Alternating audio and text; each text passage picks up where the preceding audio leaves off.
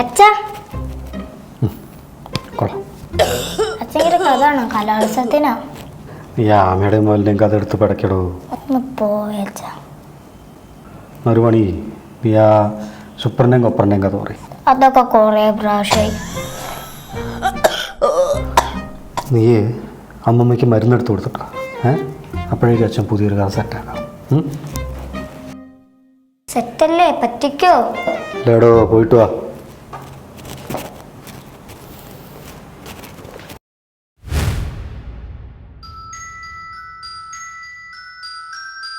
മാന്യ സദസ്സിന് വന്ദനം. ഞാനിന്നിവിടെ അവതരിപ്പിക്കാൻ പോകുന്നത് രാക്ഷസ ബുദ്ധിമാനായ ഒരു രോഗാണുവിൻ്റെ കഥയാണ്. ക്ഷയം എന്നാണ് ഈ വില്ലൻ്റെ പേര്. പണ്ട് കാലം തൊട്ടേ നമ്മുടെ നാട്ടിലെ വീടുകളിൽ ആരും അറിയാണ്ട് കയറിക്കൂടിയവനാണിവൻ. ഒരു മനുഷ്യൻ്റെ ശരീരത്തിൽ എത്ര നാൾ വേണമെങ്കിലും ഈ വില്ലന് എന്ത് ചെയ്യാൻ പറ്റും? ഉറങ്ങിക്കിടക്കാൻ പറ്റും. നമ്മൾ വിചാരിക്കുന്ന പോലെ അത്ര നിസ്സാരക്കാരനല്ല ഇവൻ. ഒരാളുടെ ശരീരത്തിൽ കയറിക്കൂടിയാൽ അയാളുടെ പ്രതിരോധശേഷി നശിക്കുന്നത് വരെ ഇവൻ കാത്തിരിക്കും. ഈ പുലിയൊക്കെ പതുങ്ങുന്നത് കണ്ടിട്ടില്ലേ? അതുപോലെ. അച്ഛാ, ഈ പ്രതിരോധശേഷി എങ്ങനെ കുറയാ? മദ്യപാനം, പുകവലി, മയക്കുമരുന്നുകളുടെ ഉപയോഗം, ഇതൊക്കെയാണ് പ്രധാന കാരണങ്ങൾ.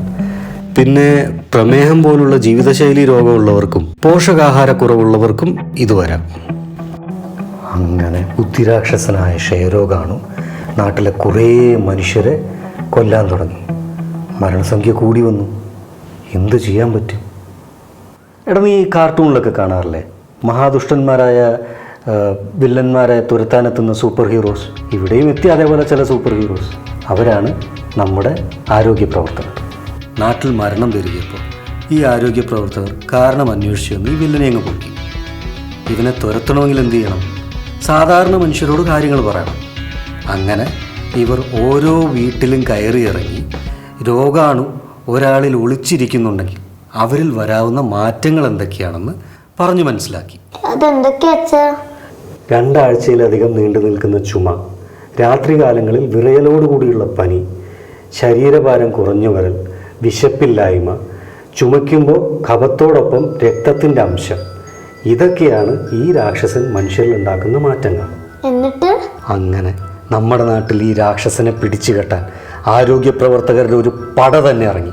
അവർ രാജ്യത്തിൻ്റെ പല ഭാഗങ്ങളിലായി ഈ ക്ഷയരോഗത്തിനെതിരെ വലിയ കോട്ടകൾ പടുത്തുയർത്തി. അങ്ങനെ ഓരോ മനുഷ്യനും സ്വന്തം നാടിനു വേണ്ടി, സഹജീവികൾക്ക് വേണ്ടി ഉറക്ക പ്രതിജ്ഞയെടുത്തു. ഞങ്ങൾ തുമ്മുമ്പോഴും ചുമയ്ക്കുമ്പോഴും തുവാല കൊണ്ടോ കൈകൊണ്ടോ മൂക്കും വായും പൊത്തിപ്പിടിക്കും. എൻ്റെയും എൻ്റെ കുടുംബത്തിൻ്റെയും ശരീരത്തിൽ ഈ വില്ലനെ ഒളിച്ചിരിക്കാൻ സമ്മതിക്കില്ല. അങ്ങനെ എന്നേക്കുമായി ഇവനെ ഈ നാട്ടിൽ നിന്ന് തുരത്തി ഓടിക്കും. ഇതാണ് കഥ. ഇഷ്ടപ്പെട്ടോ? ഇഷ്ടായി. ഫസ്റ്റ് അടിക്കൂലേ? അപ്പൊ ഈ രാക്ഷസൻകാരനാണോ ആ മുമ്പ് ചുമക്കുന്നത്? അതെ, പക്ഷെ പേടിക്കണ്ട. ഇത് മാറാനുള്ള മരുന്ന് അമ്മമ്മയും വരാതിരിക്കാനുള്ള പ്രതിരോധ മരുന്ന് നമ്മളും കഴിക്കുന്നുണ്ട്.